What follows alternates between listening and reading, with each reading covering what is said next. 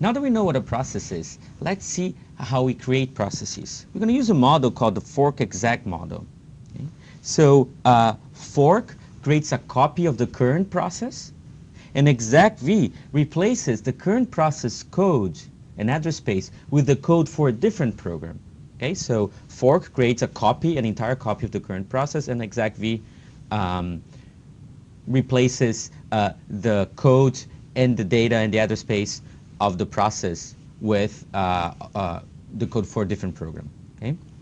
And these two services are we call system calls. Okay? System calls is part of the operating system programming interface. Okay? So note that we're going to be doing what Linux provides here, and Windows is slightly different, but the concepts are essentially the same. Okay? So, and there are other system calls to do process management. For example, there's getPID, which returns an ID of the current process, the process that's calling the system call. There's exit, which just kills and ends a process. And there's wait and wait PID, which is used to synchronize processes running. Okay? So let's see what fork does in more detail. So it creates new processes, and when you call fork, fork takes no parameters, and it returns this PID type, which essentially is just the ID of the process that was newly created. Okay? So when you call, say that we have this example here, you can call fork, and what fork does is it creates a new process that's identical to the calling process, called the parent process, and it returns 0 to the child process, and returns the child's process ID to the parent process. Okay, I know this might be getting a little confusing because it kind of is, and the reason is that fork is unique because it's called once, but it returns twice. Because when you call in, you have a process running, you call fork. Okay, now you're going to replicate the process. Going to have two processes here. This is the parent, and this is the child, and it's going to return the process ID to the parent, and it's going to return 0 to the child. So in this example here, we call fork here then, and then we check. If the PID return is 0, that means that this is going to be executing the child. And if not 0, that's going to be executed in the parent. Okay? So let me go just one more level of detail. Okay? Suppose that we have a process N, and we're executing the piece of code that I just showed you. Okay? When we call fork, it's going to create a child process called M.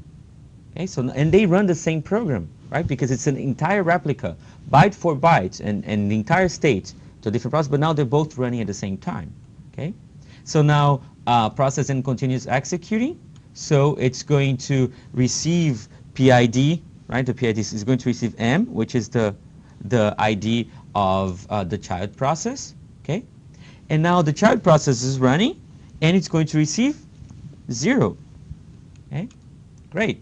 So now since process N received M, it's going to execute this side of the if. Okay? And this one's going to execute this one, so we're going to see hello from child. Pretty cool, isn't it? So which one is first? Well, we definitely know that this fork here executed before anything else. But which one is first? Well, as soon as the child process is creating, it could be anything. It's non-deterministic, really. Okay, so one could executing, but the only thing we know is that process N, up to the point where the fork is executed, process N executed first. So, so this example, things to remember that the parent and child both run the same code. Okay, so when we distinguish the child by the value returned from fork, okay. So which one runs after the fork, as I said before, is undefined. It's non-deterministic. Okay, it has to be one of them, but you might run it multiple times. You might see different things. Okay. So, and one thing to note here is that they both start the same states, but after the fork, they both have a private copy of the state. Okay, same variables, same call stack, same file descriptors, and so on. But then, after that point, they can diverge the execution, right? Because that's what's going to make this interesting. And we're going to see how to use that in the next video.